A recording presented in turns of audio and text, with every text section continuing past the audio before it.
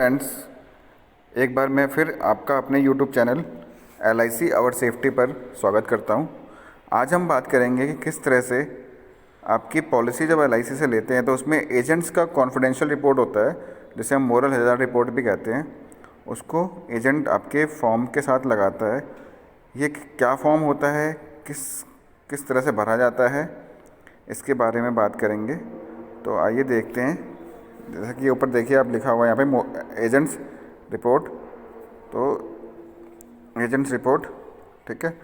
उसके बाद यहाँ पे आप देखिए, यहाँ पे एजेंट्स, यहाँ पे जो है, यहाँ पे एजेंट अपना नाम लिखता है, ठीक है, उसका एड्रेस और उसका मोबाइल नंबर, यहाँ पे एजेंसी कोड, ओके। और यहाँ पे देखिए जो डेवलपमेंट ऑफिसर है उनका, यहाँ पे उसका कोड आ जाता है और उसका मोबाइल नंबर, ठीक है। तो यहाँ पर डेट ऑफ एक्सपायरी वगैरह कुछ नहीं, यहाँ पे कुछ भरने की जरूरत नहीं है। उसके बाद जो भी पॉलिसी होल्डर है उसकी personal details, name of the proposer और लाइफ एश्योर्ड। देखिए, अगर किसी एडल्ट के नाम पे पॉलिसी हो रही है तो यहाँ पे लाइफ एश्योर्ड का नाम लिख दिया जाएगा, उसका फुल नेम, ठीक है।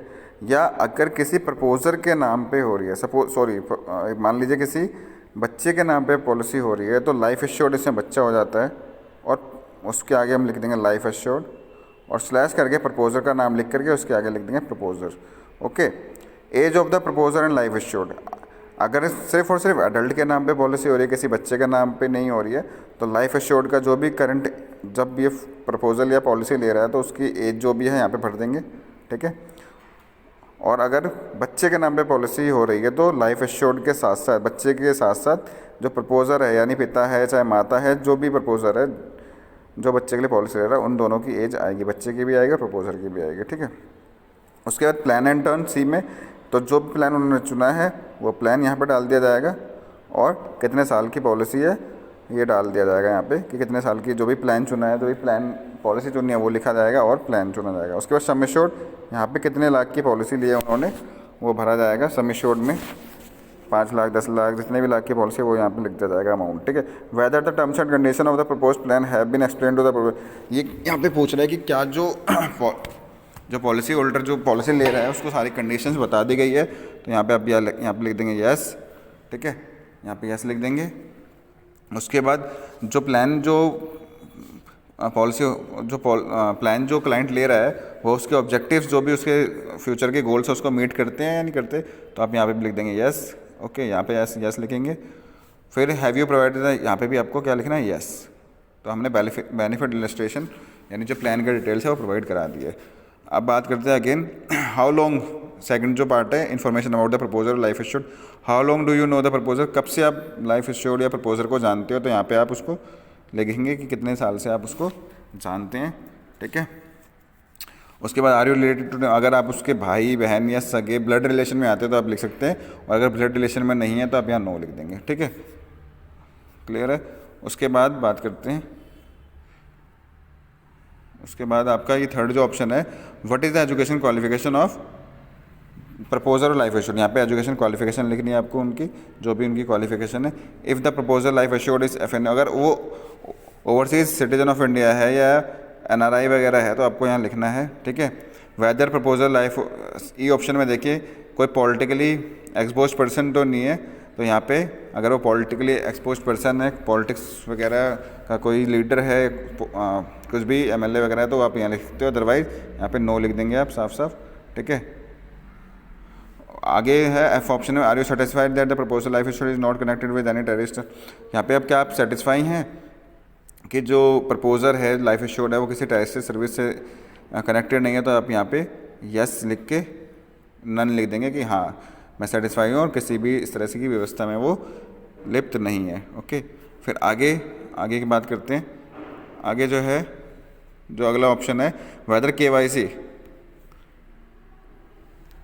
PLMA norms are fulfilled for the proposer, तो हाँ यहाँ पे कि KYC मैंने डिटेल्स, यानी आधार कार्ड, पैन कार्ड, सब कुछ डिटेल्स वगैरह मैंने फुलफिल कर दी है। आगे बात करते हैं थर्ड ऑप्शन में, financial assessment by the agent. अब एग्जैक्ट सोर्स ऑफ इनकम की बात करेंगे, तो सोर्स ऑफ इनकम क्या है एजेंट का, मतलब प्रपोजर जो भी इसकी भी आप पॉलिसी कर रहे हैं उसका सोर्स ऑफ इनकम क्या है वो बताएंगे आप यहाँ पे, कि वो बिजनेसमैन है या एम्प्लॉयमेंट है या सैलरीड है, तो यहाँ पे अगर बिजनेसमैन है तो बिजनेस लिख देंगे, अदरवाइज सैलरीड लिख देंगे, ठीक है। उसके बाद आपको एम्प्लॉयमेंट इनकम किससे आ रही है, अगर बिजनेसमैन है तो बिजनेस यहाँ लिखेंगे, ठीक है। प्रोफेशन है कोई तो वहाँ लिख देंगे, या अगर वो सैलरीड है, एम्प्लॉय किसी के अंडर नौकरी करता है तो एम्प्लॉयमेंट लिख देंगे, ओके। इनकम थ्रू एचयूएफ यहाँ पे आपको नो लिखना है। Mention the proof of income verified bye you, आपने जो पॉलिसी आप दे रहे हो तो आपने क्या इनकम वेरीफाई की, तो अगर आईटीआर फॉर्म 16 वगैरह देखा तो आप यहाँ लिख सकते हैं यस, ठीक है। बैंक स्टेटमेंट देखे तो यस, पासबुक सीन, पासबुक देखी सीन, ठीक है। सैलरी शीट वगैरह कुछ देखे तो यस आप लिख सकते हैं। सीए सर्टिफिकेट और कुछ भी अपने इनकम को वेरीफाई करने के लिए इनमें से कुछ भी देखा तो आप यहाँ लिख सकते हैं। उसके बाद आपको what is the pan number, यहाँ पे आपको पैन नंबर डालना है, ठीक है। और यहाँ पे लिख देंगे whether verified as compare with the PAN mention in yes, तो आप यहाँ पैन नंबर लिख के यस कर देंगे, ओके।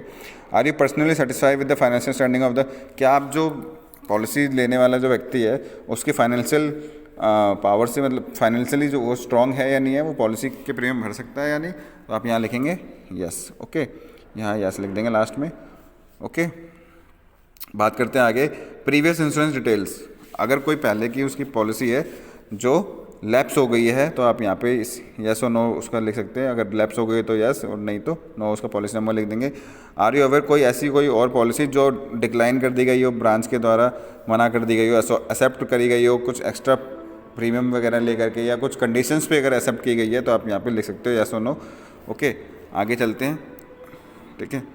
अब उसके कुछ पर्सनल हैबिट्स के बारे में बात करते हैं, ठीक है। What is the general state of health of the life assured, life assured जो है उसकी जनरल स्टेट क्या है, तो यहाँ पे आप लिख देंगे गुड, ठीक है। तो जनरल स्टेट क्या है उसकी, ठीक है, वो सही हालत में है, तो यहाँ लिख देंगे आप गुड, ओके। डज ही और she have any physical deformity और मेंटल रिटार्डेशन, अगर वो मेंटली कुछ रिटार्डेड पर्सन है, कुछ मानसिक रूप से परेशान है, या कुछ भी मतलब मानसिक रूप से अगर कोई रोगी मानसिक रोगी है तो आप यस और नो लिख सकते हैं। अगर है तो यस लिखेंगे और नहीं है तो नो लिख देंगे, okay. Do you have any knowledge of his और सफर्ड फ्रॉम एन इलनेस और इंजरी, और अगर आप कोई जो आपका जो पॉलिसी ले रहा है व्यक्ति अगर किसी बीमारी से ग्रसित है या उसे कोई बीमारी हुई थी तो आप उसके बारे में आप यहाँ मेंशन कर सकते हैं यस और नो, और बीमारी का नाम लिख सकते हैं। यहाँ पे डी ऑप्शन में height of the life assured, जो भी हाइट है उसकी यहाँ लिख देंगे, जो भी उसका वेट है करंट की डेट में वो लिख देंगे। उसके बाद are you aware of anything in the occupation financial और प्रोफेशनल, जो उसके कोई ऐसी हैबिट है या कोई ऐसे काम करता है जो रिस्क क्रिएट कर सकता है उसके लाइफ पे, या कोई ऐसी हैबिट्स है जैसे शराब पीना, सिगरेट पीना, ऐसी कुछ हैबिट्स है तो आप यहाँ पे उसको लिख सकते हैं, ठीक है। एनी अदर उसमें कोई अन्य इन्फॉर्मेशन जो आप देना चाहते हैं क्लाइंट के बारे में तो आप यहाँ लिख सकते हैं, ओके। उसके बाद आपको, आशा करता हूँ ये समझ में आ गया होगा फ़ोन। उसके बाद आप देखिए यहाँ पे आपको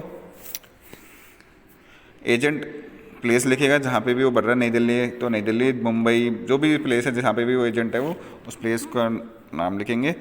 उसके बाद डेट जिस डेट को भर रहे हैं, उसके बाद एजेंट यहाँ पे अपने सिग्नेचर करेंगे, ठीक है। और स्टैंप वगैरह है तो स्टैंप लगा देंगे, ठीक है।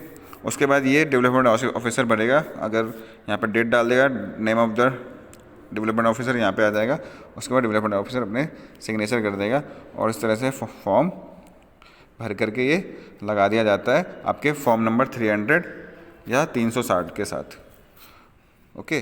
तो जो भी आप फॉर्म भराते हैं तो उसके साथ आपको ये एजेंट रिपोर्ट भी लगानी पड़ती है, तो ये एजेंट भरते हैं तो इसलिए ध्यान रखेंगे, तो आपको ये रिपोर्ट लगानी बहुत ज़रूरी है। तो आशा करता हूँ आपको ये समझ में आ गया होगा अच्छे से। तो ऐसी अच्छी इंपॉर्टेंट जानकारी पाने के लिए मेरे चैनल को सब्सक्राइब जरूर करें, ठीक है। एजेंट्स भी इस मेरे चैनल को सब्सक्राइब करके अच्छा बेनिफिट उठा सकते हैं, ठीक है, नॉलेज गेन कर सकते हैं। प्लान्स की हो चाहे किसी भी डॉक्यूमेंट्स को भरने की किस तरह से भरा जाता है, तो प्लीज़ मेरे चैनल को सब्सक्राइब जरूर करें। Thank you for watching my channel, thank you.